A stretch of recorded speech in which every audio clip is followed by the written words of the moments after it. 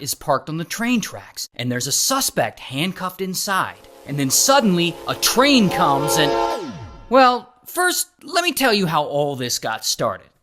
So this all got started with this woman, Uranie. And Uranie is 20 years old, living in Colorado. And Uranie, she looks like a nice woman, but apparently she's a bit of an angry driver. So one night in 2022, she's out cruising around, and there's another car driving near her. And I don't know if this other car cut her off or what happened, but Uranie gets super pissed, and she starts tailgating this guy. And at some point, she allegedly pulls out a pistol and points it at him. And this guy, he gets all scared and he calls 911. He's like, "There's a woman pointing a gun at me." And so they dispatch police, and police go out looking for her. A few minutes later, an officer spots her, and he turns on his lights to pull her over. But Uranie, she doesn't respond right away. She just keeps on driving. Now eventually she does pull over, right as she's crossing the train tracks. And when the officer stops behind her, he parks his police cruiser right on those tracks. Then another cop pulls up and parks right behind the first car and then goes to assist that first officer.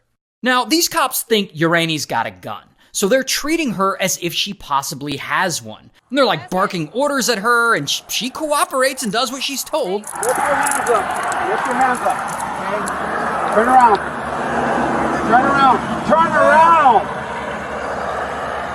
Put your hands up higher. I want you to set your phone down at the edge of your truck. So then, the officer goes to put Uranie in handcuffs. Keep your hands above your head. Don't move. What's going on? Why am I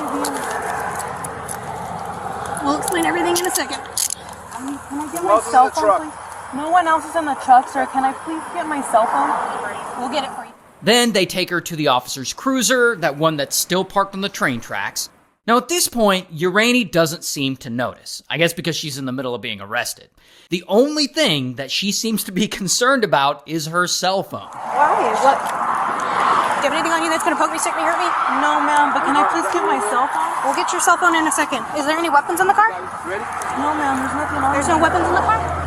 Okay. But there actually is a weapon in the car. According to the officers, they eventually find a handgun in her truck, along with a couple of rounds of ammunition.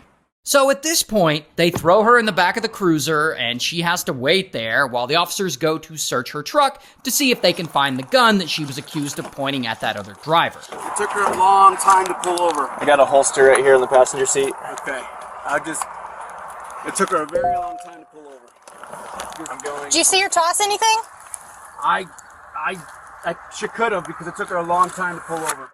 And as they're searching Uranie's truck, suddenly, in the background, a train horn starts going off. And if you listen, you can actually hear it as they're talking.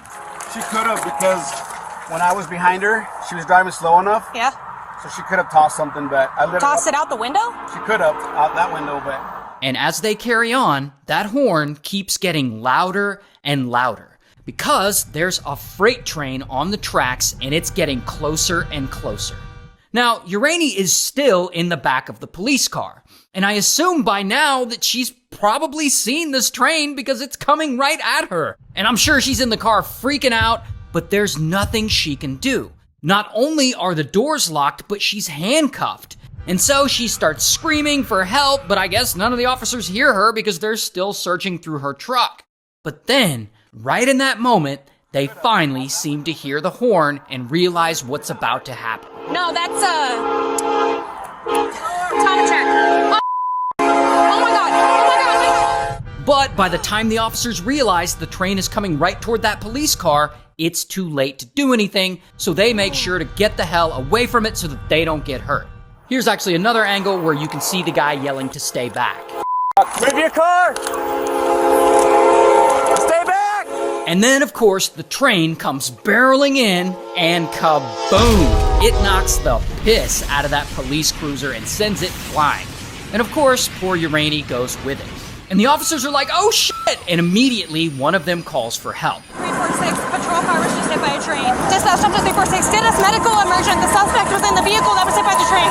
And now the officers are freaking out because they don't know whether she's alive or not, so they start running toward where the police cruiser was thrown. and where you can see that it's all f***ed up. Like, here's a picture of it. Look at that. It doesn't even look like a car anymore. Like, there's no telling how many times it rolled. And Uranie is in there somewhere, probably knocked out unconscious, but she's still alive somehow. She's conscious and breathing. She can't talk, but she's moaning. Yeah, just one. Just one. She just went unconscious? So at some point, an ambulance gets there, and they take her and they rush her off to the hospital and surgeries and stuff. This left her with a traumatic brain injury, 9 broken ribs, a broken arm, a fractured sternum, broken teeth, like all kinds of shit's wrong with her. So she's in the hospital for a while. But her story isn't completely over yet. Now, as you already know, this is a huge screw up by the police department. Like, you just can't leave someone handcuffed in a police car with no way to get out while you're parked on the train tracks. So of course, this story is so insane that pretty quickly this body cam footage gets out and goes public, and it instantly blows the fuck up. And the video's shocking, so people are like sharing it, like all kinds of news outlets are reporting on the story.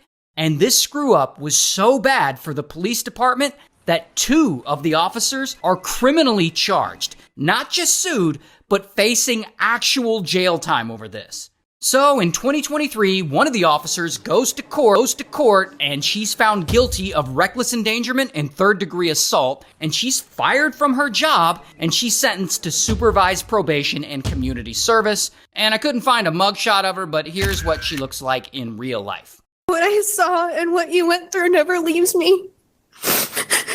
If I can ask anything, Uranie, anything, please do not use this experience to hate other police officers. You can blame me, and you should. Then another officer also goes to court over this, and he takes a plea deal for reckless endangerment, and he gets sentenced to probation, and he's also fired from his job. Here's a picture of him in real life. And then there's Uranie. Now, Uranie eventually gets out of the hospital, and as soon as she can, she gets a lawyer, and she sues the shit out of the 2 police departments that were involved in this. And about a year later, in 2024, the 2 departments finally agree to settle with her out of court, and they agree to pay $8.5 million. Damn. Good for her. And by the way, this accident happened a few years ago, so I don't know if she's actually made a full recovery from her injuries or not. She was in the car, in handcuffs, couldn't move, saw the train coming, was screaming. Those emotional damages would have been exorbitant. But I looked up her Instagram and I found it, and it looks like she's doing all right.